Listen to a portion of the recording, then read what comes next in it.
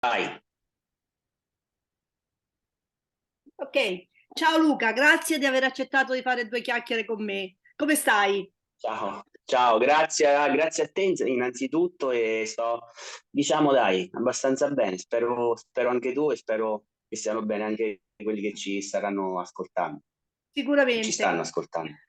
Allora Luca, intanto cominciamo dalla tua identità, no? Sulla la tua pagina Sì. Facebook io leggo Luca Capponi, scrittore, Tuco Ramirez, bandito.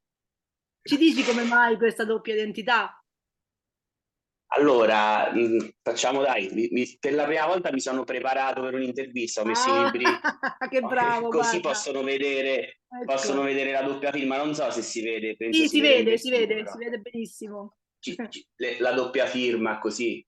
Allora, Eccola. in realtà, Maria Teresa, quello che mi chiedi alla fine è nato quasi per caso, nel senso che io sono un grande amante del cinema e in particolare di Sergio Leone, regista che penso tutti conoscano. E, e quindi ho fatto anche la tesi su di lui, anche come nickname su Facebook e nelle mail, utilizzo sempre Tuco Ramirez, che è uno dei suoi personaggi, è uno dei personaggi del buono, il brutto e il cattivo. Probabilmente è il personaggio a cui lui, Leone, era più affezionato. Ma questa era una cosa che però non c'entrava in realtà, ecco, con la mia attività di scrittore. Poi però il momento in cui ho scritto il primo libro, che tra l'altro anch'esso a sua volta è molto influenzato dal cinema western, dal cinema di Leone, che si intitola C'era una volta il deserto, ebbi, diciamo così, quasi per gioco, ebbi l'idea di comunque tributare un tributo, passatemi il gioco di parole, un tributo permanente a Sergio Leone. Quindi ho scelto di utilizzare quel doppio nome, senza stare a spiegare, ovviamente ci ho giocato un po', però ho utilizzato quel Tuco Ramirez proprio per ricordarlo, per ringraziarlo, e anche per un discorso diciamo, di caratteriale a livello di scrittura, perché diciamo, so chi ha visto il film magari lo sa, Tuco è un personaggio un po' poco corretto, un po' invadente, parla continuamente, a volte parla anche in maniera scorretta, eccetera. Quindi mi piaceva un po' che lui fosse il mio lato, ecco, più sfrontato rispetto invece a quello un po' più intimista che magari è raffigurato da Luca Capponi. Quindi diciamo che è nato sia come tributo per Sergio Leone che come doppiezza del modo di approcciarsi alla scrittura. Non so se mi sono spiegato. Chiarissimo o- Luca, però allora, diciamo che i tuoi tre libri di narrativa sono firmati in maniera doppia, no? Da Tuco Ramirez e da Luca Sì, Capponi. sì, sì, Invece, quando sei passata alla poesia, poi Tuco Ramirez l'hai abbandonato, o mi sbaglio? sì. Allora, in realtà io quando ho fatto, e questi sono i primi tre che sono tutti e tre a doppia firma, in realtà c'è sempre stato un motivo, cioè in senso, nel primo, vabbè, c'era l'esordio, poi c'era tutto il discorso del deserto, quindi diciamo, lo pseudonimo ci calzava, ma poi anche nei successivi episodi, cioè nell'Inchiostro Nero, che è una raccolta di racconti noir, diciamo, gialli, e nel successivo romanzo Un giorno capirai, in tutti e tre i casi era presente quest'anima, diciamo, l'anima di Tuco Ramirez, quell'anima in Inchiostro Nero era un'anima ancora più estrema perché ha un linguaggio abbastanza forte, perché il genere diciamo si presta, ma anche poi nel romanzo. Invece proprio nell'ultimo libro, che è una raccolta di poesie che si chiama Non chiamarmi poesia, a parte che l'ho scritto da solo proprio perché eravamo tutti chiusi in casa durante, Infatti adesso durante ti il chiederò lockdown. come e quando è nato questo libro. So che Però tu questo è il libro dei tre, sì, hai cominciato a scrivere scusami. durante la pandemia, se non sbaglio, no? Sì, diciamo che poi ti racconterò, ho finito di scrivere durante la pandemia, Hai però questo è finito. veramente tra i tre, sì, è il libro più spoglio, più scarno dei tre, è proprio una cosa veramente straintima e Tuco si è riposato un attimo stavolta, anche perché eravamo lontani, lui stava nel deserto, io stavo chiuso in casa e non c'era la possibilità di collaborare. È Però giusto. ecco, è il libro più nudo, diciamo, quindi a quel punto lì la doppia firma, Non secondo me, per serviva come più. la vedevo io, non serviva. Può essere che torna la prossima volta, Ma può sicuro, darsi. guarda, un personaggio del genere non muore mai, bisognerà tirarlo fuori. Io sono sicura che prima o poi riemergerà nelle tue storie.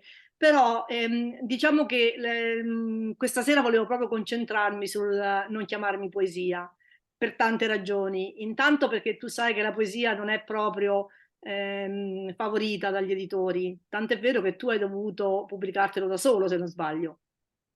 Sì, sì, la poesia ne parlavamo in una nostra precedente telefonata, è una materia, io non voglio usare il termine di nicchia, ma non voglio usare nessun altro termine, perché in realtà la poesia sembra sempre una cosa un po' ostica, un po' distante, un po' difficile, e questo credo per qualcosa che ci portiamo dietro fondamentalmente dalla scuola, poi tu me lo potrai confermare o meno, essendo, diciamo, no, del settore e quindi crea sempre, secondo me, una certa specie di scetticismo in chi legge, una ritrosia, no, quasi ad affrontare una lettura del genere.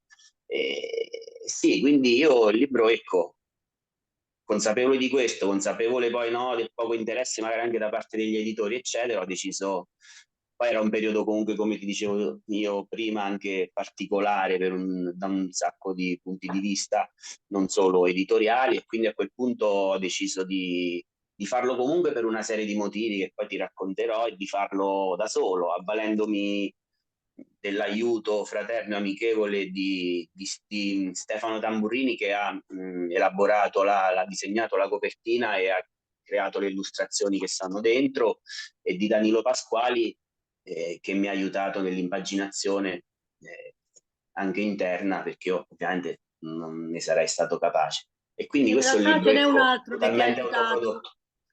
Ti ha aiutato anche Giovanni Ah, Allevi sì. che ha scritto la prefazione.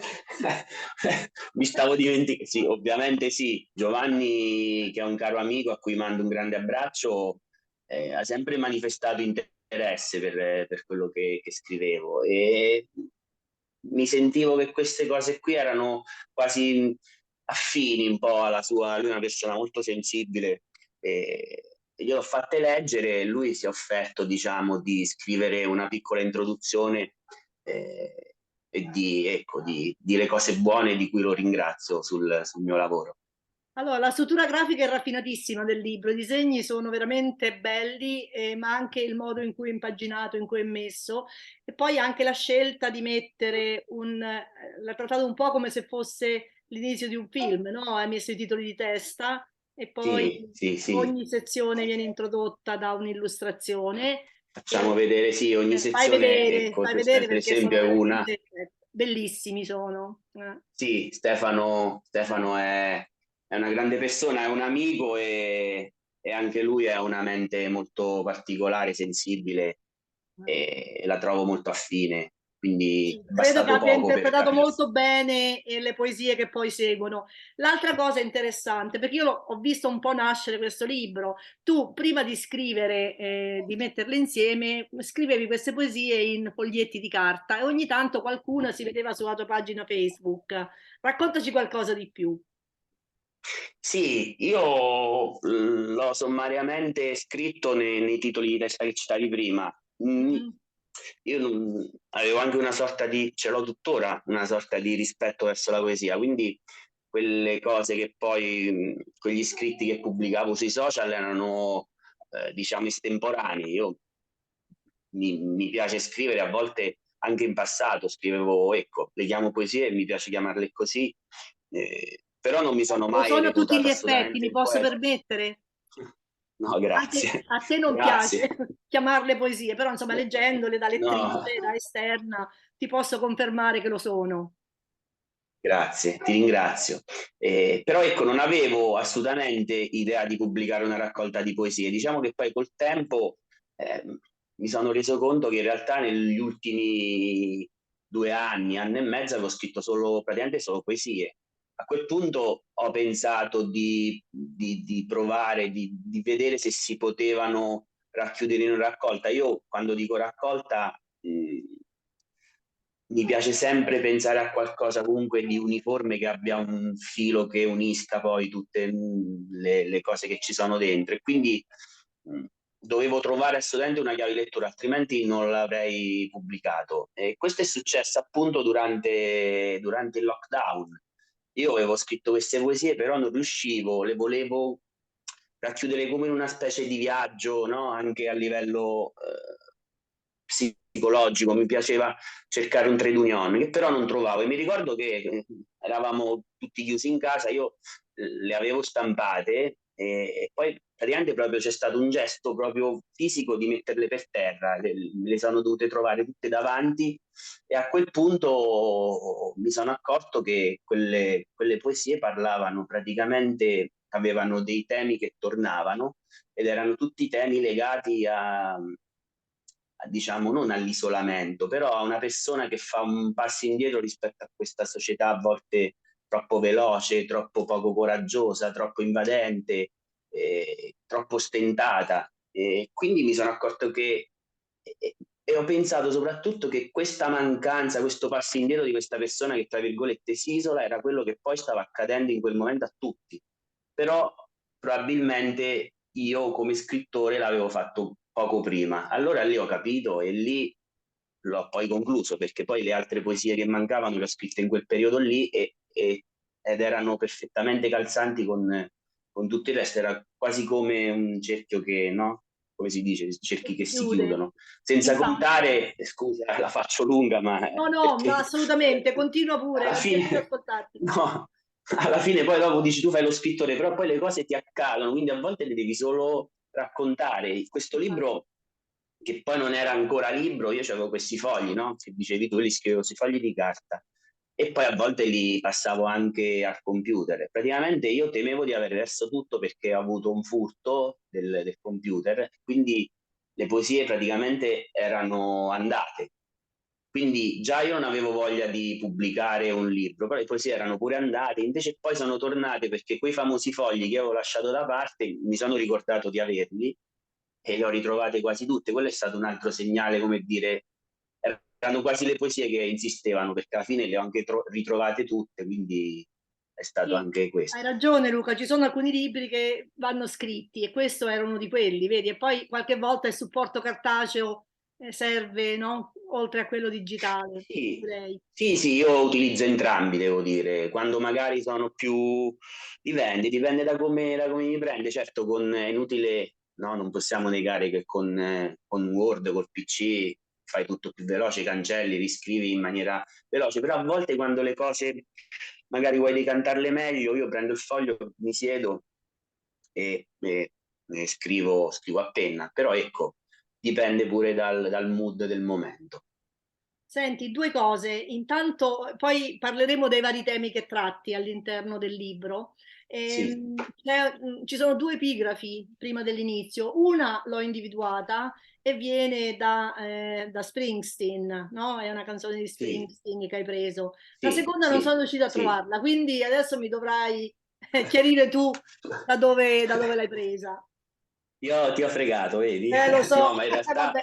ma in realtà tutti mi rimproverano, perché io sono, sì, scrivo, no? Poi sai, lo scrittore uno lo vede sempre come una figura un po', no? Seriosa, eccetera. Invece Ti diverti. sono un po' burlone, mi diverto a volte. L'ho fatto in tutti i libri, ma anche in questo. Cioè, io a volte semino mi piacciono i Indizi. gialli, quindi mi piace. In realtà quella frase lì l'ho scritta, cioè quella è una frase mia, però non mi volevo vantare. L'ho puntata a TR perché è Tuco Ramirez, ho ripreso, per Giustamente, ci carità, dovevo a suo pensare, modo, vedi? a suo modo Tuco Ramirez è presente, perché però non volevo che fosse individuabile, quindi allora ho puntato Adesso ce la TR. leggi, però visto che Sì. hai messo l'indizio, ce la devi leggere. No, prima di leggerla però io voglio dire una cosa Dai, poi al forza, pubblico, sì, assolutamente. Vai. perché, no, perché uno magari non ci riflette, però alla fine questo è una cosa che dico anche a favore di tutti gli editori che poi lavorano sui libri, sulle immagini, eccetera, però ogni cosa a volte, anche un titolo, una frase che trovate, una citazione, c'è il suo senso se sta lì, no? C'è un lavoro dietro, cioè anche solo per mettere un iniziale, vedi che ho pensato a quello che dovevo fare, eccetera, eccetera. Quindi a volte quando leggiamo invece trattiamo con sufficienza, no? Quello che ci abbiamo davanti, che sia il titolo di un giornale o un libro o qualsiasi altra cosa. Invece dietro magari c'è poi, no? Ci sono le riflessioni, ci sono tanti aspetti. Io a leggere Non ti sono malissimo, preoccupare, è però roba vabbè, tua, quindi puoi leggerla la come frase, ritieni meglio. questa è l'epigrafe, sì, che sta all'inizio, prima Sì, delle poesie, dice: nel mondo isterico e fulminato, che va sempre di corsa, il vero atto d'amore è dire ti aspetto, che infatti. alla fine riflette un po' diciamo, il pensiero, uno dei temi portanti del libro, che un po', no, cerca di scongiurare, di riprendersi i propri tempi rispetto a un mondo che invece corre e a volte non c'è tempo nemmeno di fermarsi a leggere una riga perché deve fare altro o deve andare a cercare un'altra riga da non leggere. Quindi un po' È verissimo. l'attesa a volte andrebbe riscoperta. Sì, e molte altre cose ovviamente, no? Il libro, questo è uno dei temi, ma ce ne sono molti altri. Ce ne illustri qualcuno? Sì, Magari ci fai anche vedere i disegni introduttivi. Uno l'hai fatto vedere, ma insomma tutti valgono la sì, pena. adesso Eh, sì, io alla fine, ecco, come ti raccontavo prima, quando ho messo proprio quei fogli a terra, mi sono accorto che c'erano, no, dei temi che tornavano e quei temi alla fine riflettevano, diciamo, il vuoto di una persona che si trova a fare i conti con se stessa e questi conti non tornano. E quindi praticamente, e come ti dicevo prima, poi tra l'altro questo è un libro veramente scarno, cioè una persona che passa una fase anche di solitudine. E il mio, diciamo, pensiero in materia è stato questo: mi sono accorto che alla fine il libro comunque parlava di assenze, anche perché quando sei solo comunque inevitabilmente c'è un'assenza, o un'assenza di qualcuno che non c'è mai stato, o l'assenza di qualcuno che in quel momento non c'è, o anche l'assenza di se stessi quando passiamo determinati momenti. Quindi, allora, il primo tema che tornava è che Stefano ha riassunto con questo sì. disegno, e poi dopo c'è una frase sotto che dice: il grido nascosto nel silenzio della pagina bianca, perché comunque la pagina è una metafora.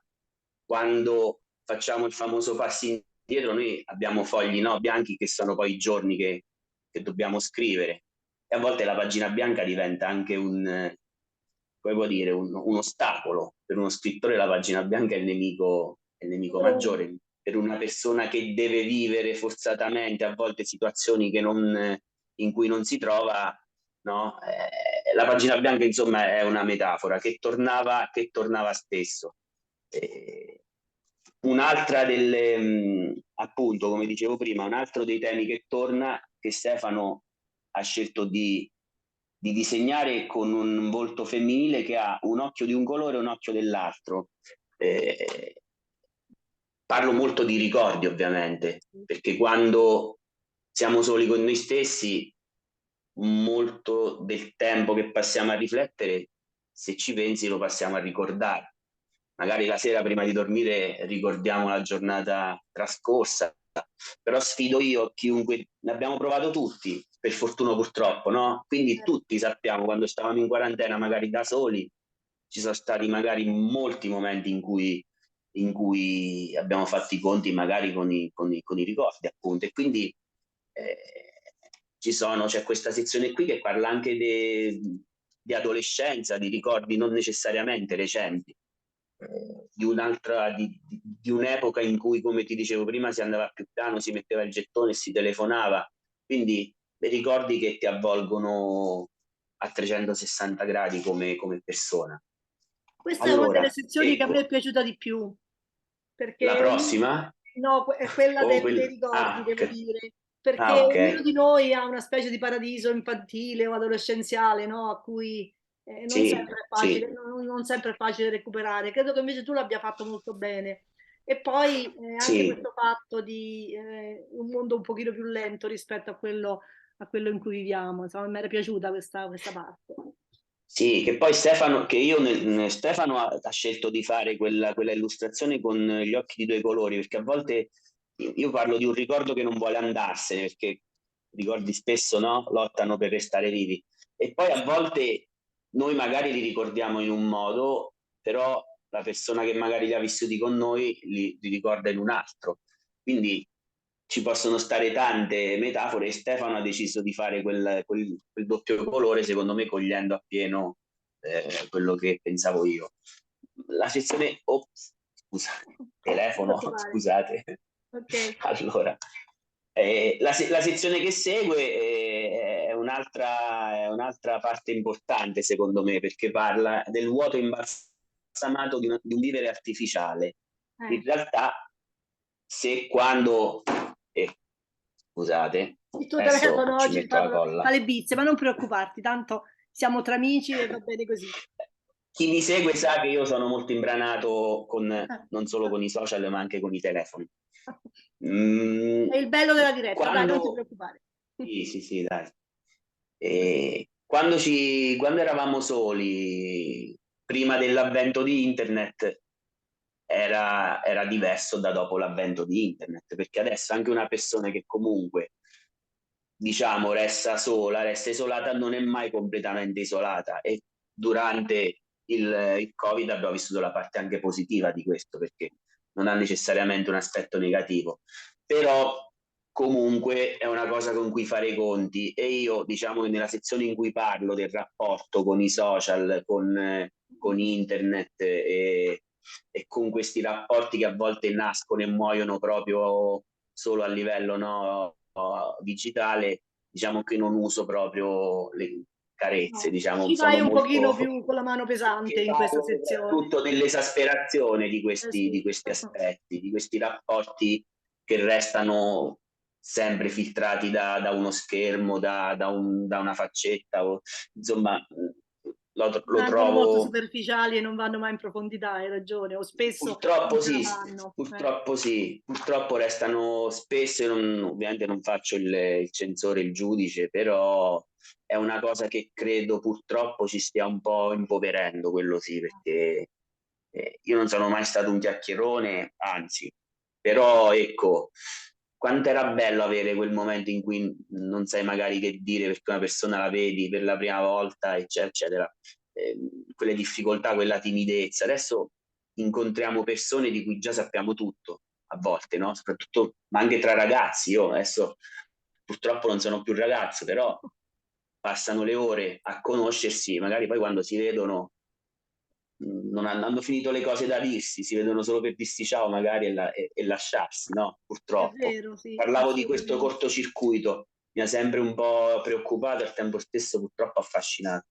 Ecco, cerco di andare veloce perché Maria Teresa Allora, io no, abbiamo un unico chiacchiero. problema, che purtroppo nella mia versione di Zoom non ci sono molti minuti rimanenti, poi salterà la Vabbè, connessione, però non è un problema, ci possiamo... cazserà Zoom, Grazie a sarà il Dio. mister Zoom a cacciarci. No, ma ci Sarà siamo Zoom, perché poi sì, alla sarà fine... Zoom a cacciarci. No, però allora, qualcosa in merito alle ultime due sezioni forse ce la fai ancora a Sì, dirlo. sì, ma tanto guarda ti dico, perché alla fine poi stringendo resti solo tu, questa è Eh, la mano eh, distante dalla persona che scrive, sì, perché alla fine poi resta la persona, se stiamo con una persona, il pensiero di questa persona che magari sta da qualche parte, eccetera, però da cui siamo separati, quindi una persona c'è comunque presente o assente, però c'è anche nei ricordi che dicevo prima, e ovviamente oltre a questa persona poi restiamo noi, resto solo io, qui dice perso dentro, non mi ricordo, perso dentro a un verso, sì. infatti. Ho saltato l'illustrazione di prima, che era la sezione in cui parla appunto poi, no, resto solo io, resti solo tu, e poi resta anche quella persona che insieme avevamo creato, abbiamo provato a creare o di cui abbiamo sempre, ma non parlo per forza di bambini, parlo anche no, delle Dei connessioni a rapporti da livello di adulti. idee. Sì, Infatti, sì, sì, sì, è a tutto tondo, le poesie sono a tutto tondo, insomma, tutti i tipi di relazioni umane, non soltanto queste. sì, Senti Luca, sì. allora abbiamo ancora il tempo però per chiederti che cosa stai facendo e che progetti hai per l'avvenire. Guarda, io non parto mai con l'idea di scrivere un libro, io parto con l'idea di scrivere per me e poi dopo, una volta che ho scritto per me, se posso e riesco e se, Condividi? soprattutto se fa piacere, condivido. Adesso devo dire che scrivo rispetto al passato con un po' più di lentezza. E quindi ho un'idea che sto sviluppando e che mi affascina.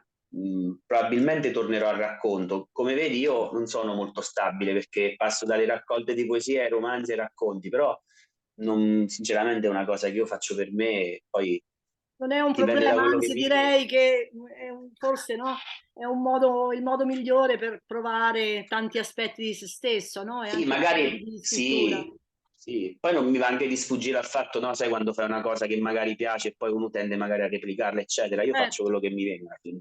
Quindi dicevo che probabilmente quasi sicuramente tornerò al racconto. Ho in mente una serie di racconti, anche no, come dicevo prima, che richiamano un po' inchiostro nero, noir, thriller gialli, però molto introspettivi, che poi sono il mezzo per parlare di altro, ambientati in un contesto comune che non svelo, e però certo, no, no, assolutamente. è un contesto temporale e diciamo sociale in cui io ambiento questi racconti che poi parlano di quel tema lì, di un tema che fa paura, ne parlo con racconti di paura, tra virgolette, quasi un annullare le paure, Tutto insieme. sconfiggere il nemico con le sue stesse armi.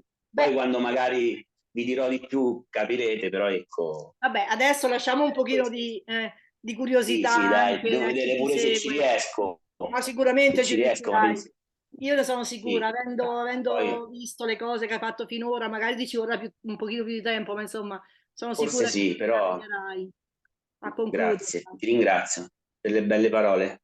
Ma assolutamente no. È stato un piacere, Luca. Senti, abbiamo il tempo, Piacere io mio. chiedo sempre a tutti una cosa. Tu sei anche un lettore sicuramente, no? Sì, Perché chi sì, scrive quasi sempre lo è. Mi piacerebbe sì. sapere se hai un libro particolare che per te è stato un libro di svolta, che ti ha cambiato il modo di essere, la vita. Ma guarda, io sono un lettore, però sono anche smemorato, quindi poi adesso ho la libreria lì. No, in realtà no, te lo Non è dico vero, non tranquillamente. è Io vero. sono cresciuto, diciamo, come lettore e mi portavo i libri di nascosto a scuola, perché poi Sono facevo sicura. un tipo di scuola che non amavo molto, però me li nascondevo sotto al manuale di elettronica ai libri. E devo dire che probabilmente, anche se poi con la poesia non c'entra, con il romanzo non c'entra, però il giallo, appunto, che ti dicevo prima, è stata probabilmente la mia prima passione. Quindi io Conan Doyle e Agatha Christie li ho percorsi diverse Posso volte. A questo confessare una punto, sì, cosa? Io ho tutti gli Agatha Christie, non in questa libreria, ma in un'altra. Praticamente ho tutta la è raccolta imprescindibile. completa. È Quindi penso di imprescindibile. capirti. Però ecco, se te lo devo citare proprio, perché poi magari se mi fa la stessa domanda tra un quarto d'ora te ne dico un altro, però il primo Certo, libro che mi ha fatto proprio. Ah, ho dimenticato Edgar Allan Poe, che forse è stato eh, anche prima di loro, però ah, un libro che mi fece, mi ricordo i brividi di paura nel mastino dei Baskerville, e c'è ah, una scena girata una di sì, quelle scene ambientate, no? Girate, sono amante di eh cinema, beh, ambientate nella brughiera con la nebbia, che un attimo lì Conan Doyle riesce, mi ricordo, ero piccolo, ero un ragazzo, e cavolo, i libri fanno anche questo, non lo sapevo, eh sì. che, no? Allora, Zoom ci Sono sta cose. lasciando, quindi dobbiamo chiudere in maniera un pochino brusca e mi dispiace, però è stato No, veramente un piacere, mi sono anche divertita, che non è cosa da poco. Ti grazie. auguro ogni bene e anche delle buone feste. Grazie anche a te Maria Teresa, grazie mille. Io spero, io quando scrivo meglio, ma quando parlo rischio le supercazzole. Spero e Non mi ti scusino. preoccupare, guarda, io supercazzo sono una meraviglia. Grazie. Ok, ciao Luca. Ciao.